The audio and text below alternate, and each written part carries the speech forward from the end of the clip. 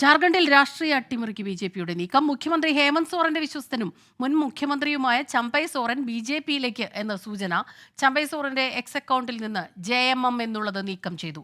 6 MLA-മാരുമായി ചമ്പൈ സോറൻ ഡൽഹിയിലെത്തി. എന്നാൽ ബിജെപിയിൽ ചേരുമെന്ന വാർത്ത ചമ്പൈ സോറൻ തള്ളുകയാണ്. ചമ്പൈ സോറനെ മുഖ്യമന്ത്രി സ്ഥാനത്തു നിന്ന് മാറ്റി ഹേമന്ത് സോറൻ അപമാനിച്ചുവെന്ന് ബിജെപി വക്താവ് പ്രതുൽ ഷാദിയോ വിമർശിച്ചു. അച്യുതൻ ചേരുന്നുണ്ട് ഡൽഹിയിൽ നിന്ന് വിവരങ്ങളുമായി.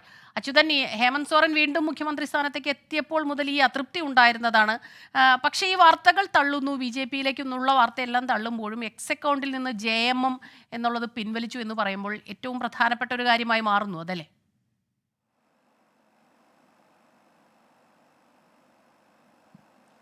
തീർച്ചയായിട്ടും സ്മിത, അത് തന്നെയാണ്. കാരണം ആ അഭ്യൂഹങ്ങൾ ഇപ്പോഴും ശക്തമായി തന്നെ നിലനിൽക്കുന്നു. പക്ഷെ അദ്ദേഹത്തിന്റെ പ്രതികരണം അതിൽ ഭാവി രാഷ്ട്രീയം എന്നതിനെ സംബന്ധിച്ച് ഒരു വ്യക്തത ഇതുവരെയും നൽകിയിട്ടില്ല.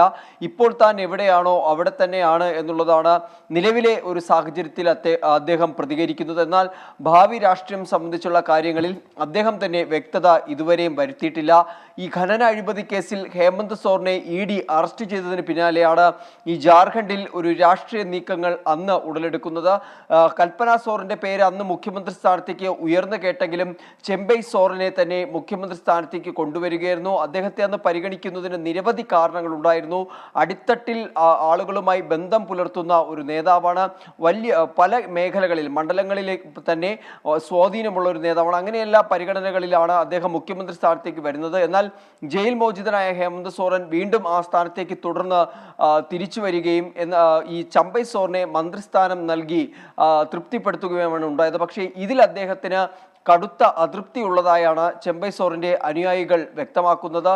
അദ്ദേഹം സന്തുഷ്ടനല്ല എന്നുള്ള കാര്യവും വ്യക്തമാക്കുന്നുണ്ട്. തുടർന്നാണ് ഇത്തരം അഭ്യൂഹങ്ങൾ ഇപ്പോൾ ശക്തമാകുന്നത്. അതായത് ജാർഖണ്ഡിൽ നിയമസഭാ തെരഞ്ഞെടുപ്പ് അടുത്തിരിക്കുന്ന ഈ സമയത്ത് ചമ്പൈ സോറിനും ചില MLA-മാരും BJP-യിൽ ചേരുമെന്നാണ് ലഭിക്കുന്ന വിവരങ്ങൾ.